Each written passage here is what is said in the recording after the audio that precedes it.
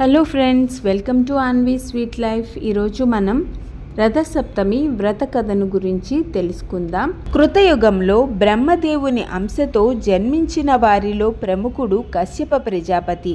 ఈయన దక్ష బ్రహ్మ 14 కుమార్తెలను పెళ్లి చేసుకుంటారు. వారిలో పెద్ద భార్య దితి ఒకరోజు సాయం సంధ్యా సమయమున పతితో సంగమించాలని కోరుకుంటుంది. అయితే కశ్యపుడు ఈ సమయంలో సంగమిస్తే రాక్షసులు పుడతారని చెప్పిన దితి పట్టించుకోదు. దాని ఫలితంగా వారికి రాక్షసులు జన్మిస్తారు. ఇక అదితికి దేవతలు జన్మిస్తారు. ఈ రాక్షసులకు దేవతలకు ఎప్పుడు కొట్లాటలు జరుగుతూ ఉండేది. దేవతలు రాక్షసుల బాధ భరించలేక తల్లి అయిన అదితికి చెప్తారు. ఆవిడ కశ్యపునికి సమస్య వివరించి కాపాడమని కోరుతుంది.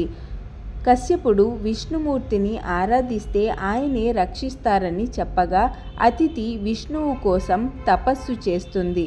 విష్ణుమూర్తి ప్రత్యక్షమై ఆమె గర్భంలో తానే స్వయంగా జన్మించి దేవతలను కాపాడతానని వరం ఇస్తారు.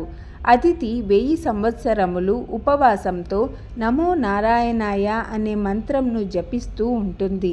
1000 సంవత్సరముల తర్వాత అదితికి 4 చేతులతో శక్తివంతమైన సూర్యనారాయణమూర్తి జన్మిస్తారు.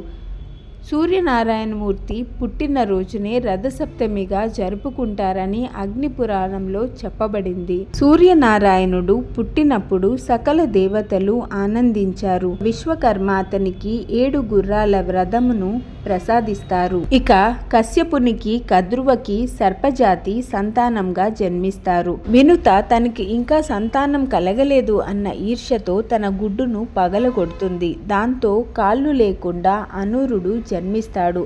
అనూరుడు తన తల్లి చేసిన తప్పు వలన కాళ్ళు లేకుండా జన్మించానని తల్లికి చెప్పి మరో గుడ్డును తొందరపడి పగలగొట్టవద్దని మంచి బలవంతుడు పుడతాడు అని చెప్పి తల్లిని కద్రువకు దాసీవి కమ్మని శపిస్తాడు. అనూరుడు సూర్యభగవానునికి రథసారథిగా ఉంటాడు. సూర్యభగవానుడు దేవతలను రక్షించడానికి రాక్షసులతో యుద్ధం చేసి వాళ్లను సంహరిస్తాడు. అయితే శరణు వేడిన కొంతమంది రాక్షసులను పాతాళానికి పోయి ఉండమని ఆజ్ఞాపిస్తాడు. ఆ సూర్యుడు రథాన్ని అధిరోహించిన రోజుని రథసప్తమి అని కూడా పిలుస్తారు. దేవతలు తమను రక్షించినందుకు సూర్యభగవానుని ఎలా పూజించాలో చెప్పమని అడుగగా తనను రథసప్తమి రోజు ఎవరైతే భక్తితో పూజిస్తారో వారికి ఆయురారోగ్యాలను ప్రసాదిస్తానని వరం ఇస్తాడు. ద్వాపర యుగంలో పాండవులకు శ్రీకృష్ణుడు చేయమని చెప్పిన వ్రతం కూడా రథసప్తమి వ్రతమే. పాండవులు ఈ రథసప్తమి వ్రతమును చేసి అక్షయ పాత్రను పొందారని మహాభారతంలో కూడా చెప్పబడింది.